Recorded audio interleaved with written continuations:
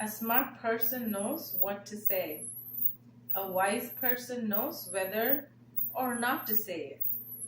Right, so we think that we are smart, and sometimes we say things that appear or sound smart, but there are times when the wiser choice is to just not say it.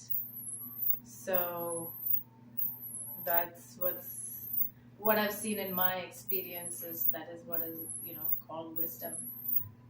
Just not saying anything. Talking or giving or whatever, the answers, replies, quick comebacks.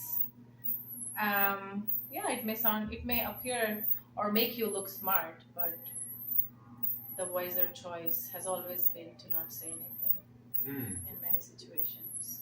Actually, in almost all situations that I've experienced in my life.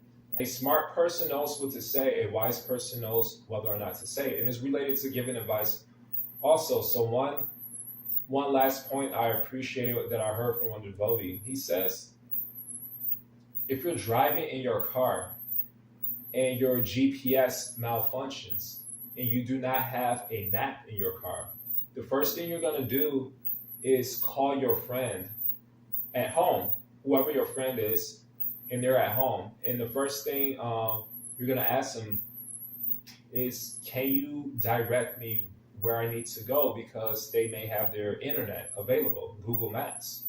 So the first thing your friend will ask you is, where are you at? So I can tell you where you need to go. In much the same way, in our devotee relationships, before we need to tell devotees where they need to go, we should first know where they're at in their spiritual life. So this is a smart person. Even if they say the right thing, it may be at the wrong time, actually. You have to know where people are at in their spiritual life in order to tell them where they need to go. But first, there has to be trust there. This person who's driving the car, the reason he called his friend is because he trusts his friend. He's not calling any random person. He's calling somebody who considers him, who he considers a friend. So we see in the Gita, Arjuna, since he considered Krishna his friend, after Arjuna was completely lost in his decision making, then finally he says, Krishna, my GPS is malfunctioned. My map, I have no map. I'm completely lost. I consider you my friend. Tell me where I need to go because I trust that you know where I'm at in my spiritual life. And so Arjuna mentions this in chapter 2, verse 7 of the Gita. He says, Krishna, please instruct me.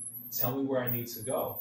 And there's many relationships like this in the Bhagavatam, in the Chaitanya Charitamrita, where it's the person, the student, they are the ones who ask their Shiksha Guru or Diksha Guru, please tell me where I need to go because I trust that you know where I'm at in my spiritual life.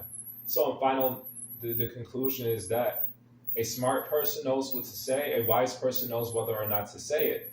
In other words, we shouldn't give unsolicited advice. That's a problem in devotee relationships. We don't know where people are at in their spiritual life, and therefore how can we tell them where they need to go? So that's one important lesson I got from this quote.